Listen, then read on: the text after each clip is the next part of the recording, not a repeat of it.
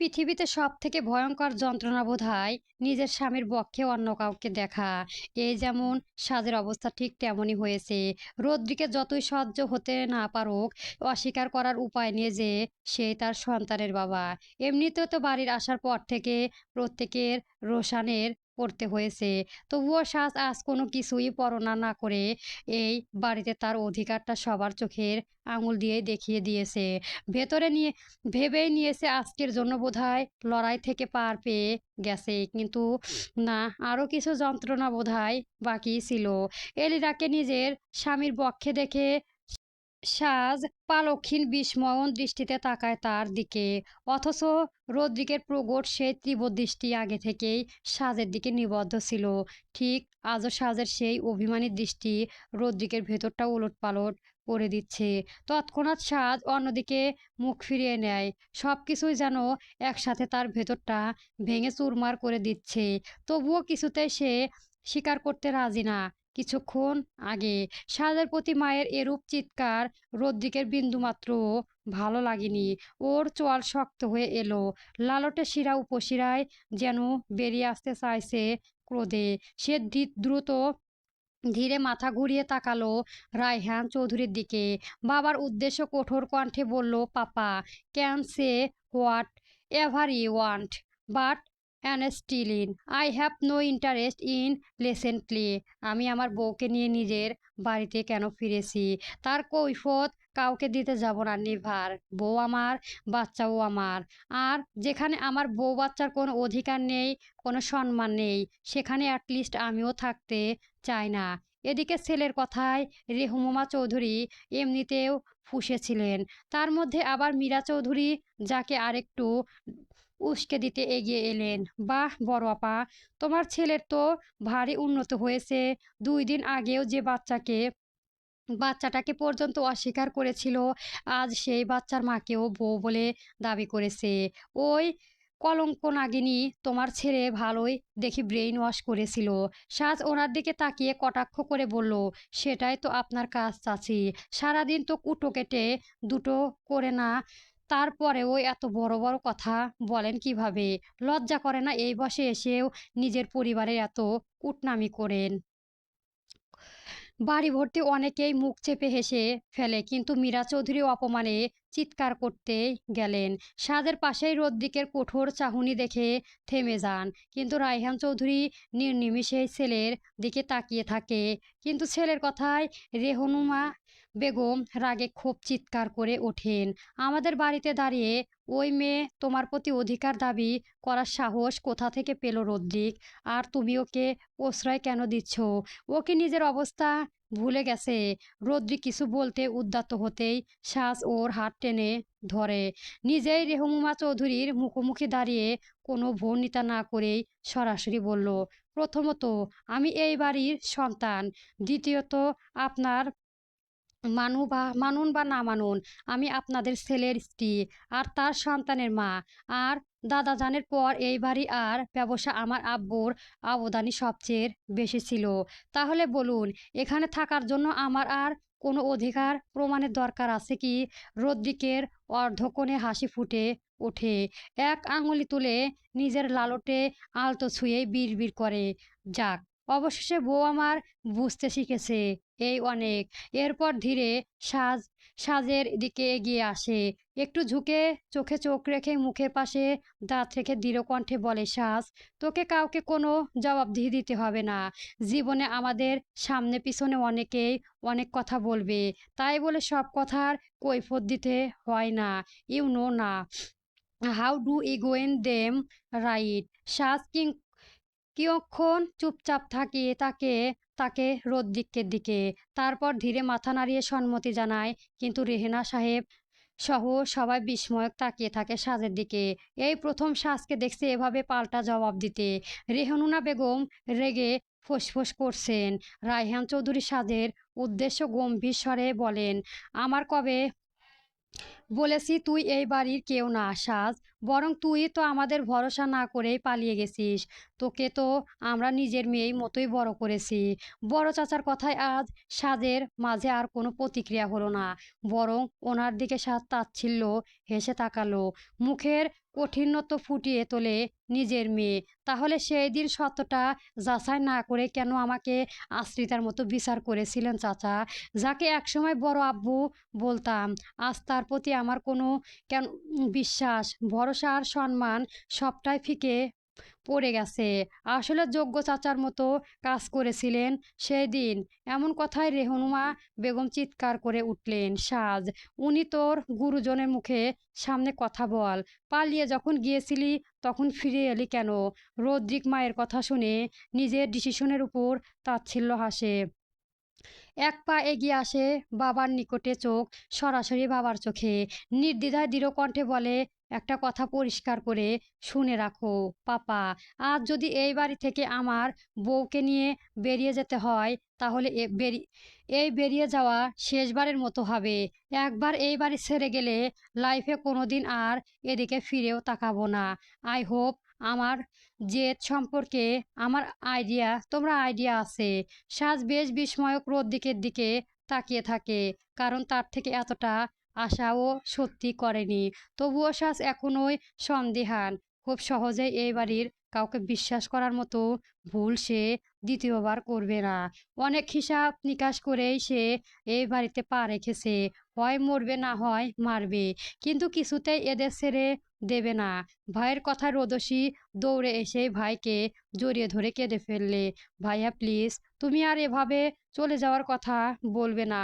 আর এবার যদি যেতেই হয় তবে আমার সাথে নিয়ে যাবে। এতদিন তোমাদের দুজনকে ছাড়া এখানে আমার দম বন্ধ হয়ে আসছিল। রায়হান চৌধুরী আর রেহনুনা বেগম বিস্ময়কর দৃষ্টিতে তাকিয়ে রইল ছেলের দিকে। ওনাদের মনে কোথাও একটা আতঙ্কর কাজ করেছে। কিছুতে যেন মানতে পারছে না ওদের একমাত্র আদরের ছেলে সবার সামনে দাঁড়িয়ে শুধুমাত্র সাজের জন্য নিজের পরিবার ছেড়ে যাওয়ার কথা বলেছে। রায়হান চৌধুরী ইতিমধ্যে চিন্তায় পড়ে যান। কিছুতেই নিজের প্রাণপ্রিয় ছেলেকে হাতছাড়া করা যাবে না, যার কারণ অনেক চিন্তা ভাবনা করে করে করতে হবে। উনি ভাইয়ের দিকে এক নজর দেখে দেন, কিন্তু রেহনাব চৌধুরী তখনও রদ্রিক আর সাজের দিকে তাকিয়ে গভীর কোনো চিন্তায় মগ্ন ছিলেন। এদিকে ছেলের কথাগুলো যেন রেহনুনা চৌধুরীর কানের গরম শিরা ঢালার মতো ঠেকলো। উনি সহ্য না করতে না পেরে ছেলের উদ্দেশ্য ক্ষিপ্ত কণ্ঠে জিজ্ঞেস করেন, এই চরিত্রহীন মেয়ে তোমার কি দিয়ে বশ করেছে রদ্রিক? ওর পেটে ওই পাপ তো তোমার না, তাহলে কেন তুমি ওই জারজ বাচ্চাকে মেনে নিচ্ছ? হঠাৎ এত পরিবর্তন কেন তোমার? কি আছে এই মেয়ের মধ্যে যা তোমাকে নিজের পরিবারকেও ভুলিয়ে দিস? ব্যাস, রদ্রিকের মেজাজ হারানোর জন্য এইটুকু বাকি ছিল। ও কিছুতেই নিজের বাচ্চাটাকে নিয়ে মায়ের এই জঘন্য কথাগুলো মানতেই পারছে না। কথাগুলো যেন সরাসরি গিয়ে আঘাত করলো ওর বুকের ভেতর। মুহূর্তে ওর দৃষ্টি বদলে চোয়াল শক্ত হয়ে উঠল আরও। হাত মুষ্টিবদ্ধ করতে শিরাগুলো স্পষ্ট হয়ে উঠল। সবার উদ্দেশ্য হুঁশিয়ারি দিয়ে চিৎকার করে বলে, আজকের পর থেকে এই বাড়িতে আমার বউ আর আমার অনাগত সন্তানের বিরুদ্ধে কেউ যদি একটা নোংরা শব্দ উচ্চারণ করে, অথচ সামান্য ইঙ্গিতও দেয়, তাহলে আমি ভুলে যাব তার সাথে আমার রক্তের কোনো সম্পর্ক আছে। রেহনুনা বেগম কিছু বলতে উদ্যত হতেই রায়হান চৌধুরী দ্রুত এগিয়ে এসে ওনার হাত চেপে ধরেন। কড়া দৃষ্টি নিক্ষেপ করে নিঃশব্দে ইশারায় বোঝান যেন এই মুহূর্তে ছেলেকে কিছুই না বলে। এরপর তিনি ধীরে ধীরে ছেলের দিকে তাকালেন, স্বাভাবিক কণ্ঠে বলে, আব্বু, তুমি যা সিদ্ধান্ত নিয়েছো নিশ্চয় ভেবেচিন্তে নিয়েছো। তোমার সিদ্ধান্তের উপর আমার ভরসা আছে। সাজকে কেউ কিছু বলবে না। এই বিষয়টা এখানেই শেষ। এসব কথা থাক, এখন চলো একসাথে ব্রেকফাস্ট করি। অনেক দিন হলো বাবা ছেলে একসাথে বসে খাওয়া হয়নি, চলো। রদ্রিক কারোর সাথে কোনো কথা না বাড়িয়ে সবার সামনে সাজের হাত ধরে বলে ওঠে, ডাইনিংয়ে চলো, এখন থেকে ওখানে আমার সাথে বসবি। নিজের অধিকার কখনো ছাড়তে নেই সাজ। কেউ দিতে না চাইলেও তা আদায় করে নিতে হয়। কিন্তু সাজের চোখে ছল ছল করে ওঠে, কারণ ওর বাবার চলে যাওয়ার পর থেকে এই বাড়ির সব অধিকার যেন তার কাছ থেকে একে একে কেড়ে নেওয়া হয়েছিল। আজ এত বছর পর সেই জায়গায় ফিরে পেয়ে সে কেমন জানি ইতস্ত করে রদ্রিকের হাত ছাড়ানোর চেষ্টা করে, কিন্তু রদ্রিক তখনই কঠোর দৃষ্টি তাকায় তার দিকে। সাজ ঘাবড়ে যায়, নিজেকে সামলে নিয়ে এদিকে ওদিকে তাকায়, মাকে খুঁজতে থাকে ব্যাকুলভাবে। হঠাৎ দূরে চোখে পড়ে সেজুতির বেগমকে, নীরবে দাঁড়িয়ে আছে, চোখ ভেজা দৃষ্টি সোজা মায়ের দিকেই। সাজকে এত মাস পর এভাবে দেখতে পেয়ে যেন ওনার বুক ভেঙে যাচ্ছে। সাজ এগোতে যায়, কিন্তু সেজুতি বেগম আর এক মুহূর্তেও সেখানে দাঁড়ালেন না। চুপচাপ সেখান থেকে সরে গেলেন, একবারও পিছনে তাকালেন না। ভেতরে জমা থাকা অভিমান তখনও স্পষ্ট হয়ে ওঠে, যেন মেয়ে এতদিন মাকে ছাড়া এক মুহূর্তে থাকতে পারতো না। এতদিন সেই মেয়ের কাছ থেকে এই নবনী দূরত্বটাই যেন সবচেয়ে বেশি কষ্ট দিয়েছে ওনাকে। তিনি ভেবেছিলেন যেন মেয়েকে আঁকড়ে ধরে এই বাড়ির সব কষ্ট সহ্য করেছে, সে কিভাবে একবারও আমার কথা না ভেবে এভাবে চলে গেল। একবারও কি সে ভাবেনি ওর যদি সত্যি কিছু হয়ে যেত, আমি কাকে আঁকড়ে বাঁচতাম। সাজ মায়ের কষ্ট আর অভিমান বুঝতে পেরে ভেতরে গুমোট ওঠে। এদিকে রদ্রিক সাজের দিকে তাকিয়ে বুঝতে পারে সবটাই। ওর এক হাতে আগলে নেই মা মেয়েটাকে। সায়র এতক্ষণ ওদের পাশেই এসে বসে। আরে সাজ, এত মন খারাপ করতে হবে না, সবকিছু ঠিক হয়ে যাবে। এখন নিজের শরীরের দিকে খেয়াল করো। অন্য অন্যদিনে রেহনা সিঁড়ির নিচে দাঁড়িয়ে অনুভূতিহীন দৃষ্টিতে রদ্রিক আর সাজকে দেখছিল। ও এক দৃষ্টিতে সাজের শরীরের পরিবর্তনের দিকে তাকিয়ে আছে। একটা দীর্ঘশ্বাস বেরিয়ে আসে ভেতর থেকে, গলাটা কেমন ধরে আসে। মনের ভিতরে নিজেই বলেছে, জেনে বুঝে সেই আগুনে ঝাঁপ দিলি, এই বাড়ি থেকে দূরে থেকে গিয়ে তো ভালোই করেছিলি। এরপর ধাক্কা খেলে নিজেকে সামলাতে পারবি তো সাজ। রুহানি চোখ মুখ অন্ধকারে করে সাজকে দেখে যাচ্ছে। ওই হিংস্র হচ্ছে সাজকে সবাই এত প্রাধান্য দেওয়ার। রাইসা সহ ওদের আরো ভাই বোন ওদের বিশ্বাসই হচ্ছে না ওদের ভ্রু সাজকে ফিরিয়ে এনেছে। এতক্ষণ ধরে রদ্রিকের কথাবার্তা সবাই শুনছিল, কিন্তু এলিজা আর ওর মা। কিন্তু এলিজার নজর ছিল সাজের বারান্ত উদরের দিকে। মুহূর্তে যেন ওর বুকের ভেতরে একরাশ যন্ত্রণা পুড়িয়ে দিচ্ছে। ও কিছুতেই মানতে পারছে না ওর ভালোবাসার মানুষের সন্তান সাজের গর্ভে। ও মুহূর্তে হিতাহিত জ্ঞান ভুলে ক্ষিপ্ত হয়ে যায়। মায়ের হাত এক ঝটকায় ছাড়িয়ে দৌড়ে এসে রদ্রিকের বুকে আছড়ে পড়ে কাঁদতে কাঁদতে বলে, আমায় ছেড়ে কোথায় চলে গিয়েছিলে রদ্রিক? এভাবে বিয়েটা না করে পালিয়ে গেলে কেন? আচমকাই এমন হওয়ায় রদ্রিক প্রায় হেলে পড়ে সোফায় হতল ধরে ফেলে, কিন্তু এক হাতে এখনো সাজকে ধরেই আছে। সাজ নিজেও বেশ ভয় পেয়ে গেছে আচমকাই এমন হওয়ায়। ও আতঙ্কে কোনো রকমে নিজেকে সামলে নিজের হাত ছাড়িয়ে নেয়, কিন্তু অভিমানী দৃষ্টিতে তাকিয়ে থাকে রদ্রিকের দিকে, অথচ যার তীব্র দৃষ্টি আগে থেকে তার দিকেই নিবদ্ধ। রোদসী দ্রুত এগিয়ে এসে সাজকে জড়িয়ে ধরে। বর্তমান লিভিং রুম উপস্থিত সবাই স্তব্ধ হয়ে তাকায় কি ঘটেছে দেখার জন্য। সায়র আর রাহুল দ্রুত এগিয়ে এসে রদ্রিককে ধরে। রদ্রিক নিজেকে সামলে নিয়ে বুকের উপরে নজর দিয়ে এলিজাকে দেখতে পেয়ে ওর চোয়াল শক্ত হয়ে আসে। দুহাত দিয়ে জোরে একটা ধাক্কা দিয়ে নিচে ফেলে দেয়। এরপর নিজে সোজা হয়ে দাঁড়িয়ে পড়ে। আগে সাজকে ধরে ভালো করে দেখতে থাকে কোথাও লেগেছে কিনা। অস্বস্তি কণ্ঠে জিজ্ঞেস করে Saaj, did you get hurt anywhere I? Are you in pain পেইন? এই কথা বলিস না কেন? সাত চুপচাপ উত্তর দেয়, কোথাও লাগেনি, ঠিক আছি। মীরা বেগম আর রেহনুনা বেগম তীক্ষ্ণ দৃষ্টিতে তাকিয়ে থাকে ওদের দিকে। এর মধ্যে এলিরা ফ্লোর থেকে উঠে রদ্রিকের দিকে আবার এগিয়ে আসে। বেশ আহত কণ্ঠে ডেকে ওঠে Rodrick, how can you do this to me? তুমি এভাবে ধাক্কা দিলে আমায়? রদ্রিক পিছনে ঘুরে এলিরার দিকে তাকায়। কোনো কথা বলার সুযোগ না দিয়ে সে সর্বশক্তি দিয়ে এরপর কয়েকটি চড় মেরে দেয়। দাঁতে দাঁত চেপে হিসিয়ে কণ্ঠে বলে, how dare you touch me? আমাদের এভাবে ধাক্কা দিলি কেন? আর একটা কথা বললে আবারও কয়েকটা চড় মারবো। এলিরা ভারসাম্য হারিয়ে আবার ফ্লোরে পড়ে যায়। তার মা দৌড়ে এসে মেয়েকে ধরে ফেলে। রেহনুমা বেগম বিস্ময় ছেলের দিকে তাকিয়ে থাকে। রদ্রিক, এটা তুমি কি করলে? এভাবে মেয়েটাকে মারলে কেন? তুমি ভুলে তুমি ভুলে গিয়েছো ও তোমার কি হয়? রদ্রিক কঠোর চোখে মায়ের দিকে তাকিয়ে হুঁশিয়ারি দেয়, মম, ওকে বলে দিও ও যেন আমার আর সাজের ধারের কাছেও না আসে। If this ever happened again, she will regret in badly. I won't spare her. এত কিছুর পরও সাজ অন্যকে কি বলছে সেই দিকে মন নেই, চুপচাপ শুধু অনুভূতিহীন দৃষ্টিতে তাকিয়ে থাকে এলিরার দিকে, যে নিজেকেও তীর্যপূর্ণ নজরে সাজের দিকেও তাকিয়ে আছে।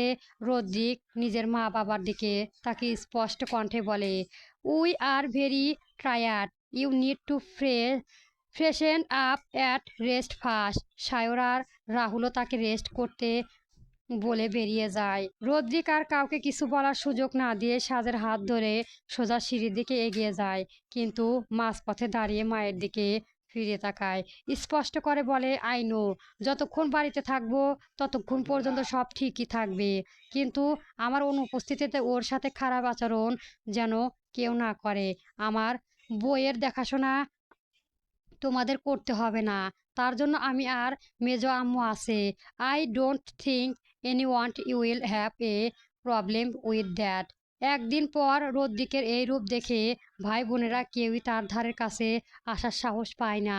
সে ধীরে সুস্থে সাজের আগলে রেহেনার দিকে কোঠর দিকে ফেলে সিঁড়ি বেয়ে উপরে উঠে যায়।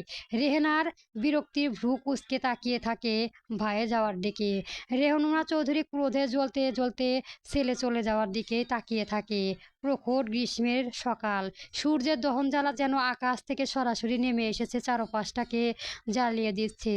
বাতাসের শুষ্ক উত্তাপ, নিঃশ্বাস নিতেও কষ্ট হচ্ছে।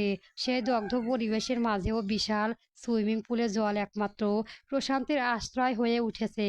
পুলের নিভা জলে বারবার ডুবে দিচ্ছে হিমাদ্রি, প্রায় উন্মত্ত ভঙ্গিতেই সাঁতার কাটছে, যেন নিজের ভেতরে আগুনটাকেও নিভিয়ে ফেলতে চাইছে, কিন্তু না, জলের শীতলতাও তা অন্তর্দহকে প্রশমিত করতে পারছে না। হঠাৎ পুলের পাড় থেকে গম্ভীর কণ্ঠে ভেসে আসে, এত অস্থির হওয়ার কারণ কি? ভালোবাসিস ওকে?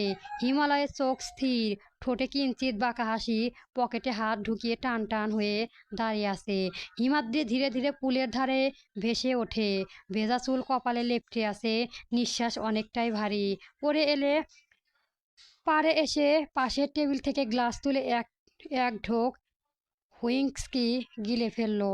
তারপর ঘাড় কাত করে তাকায় ভাইয়ের দিকে। না, এর থেকেও বেশি কিছু।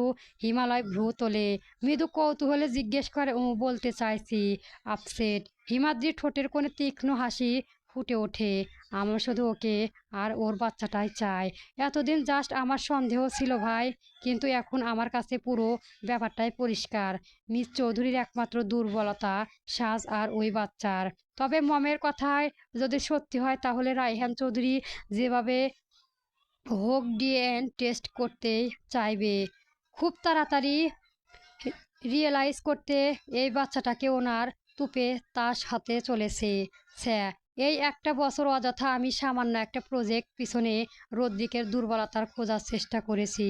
হিমালয় সরাসরি তাকায় ভাইয়ের দিকে, দীর্ঘশ্বাস ফেলে ধীরে স্থিরে বলে, অথচ ভালো করে খোঁজ করলে ঠিকই জানতে পারতিস ওর দুর্বলতা অন্দরমহলে ছিল।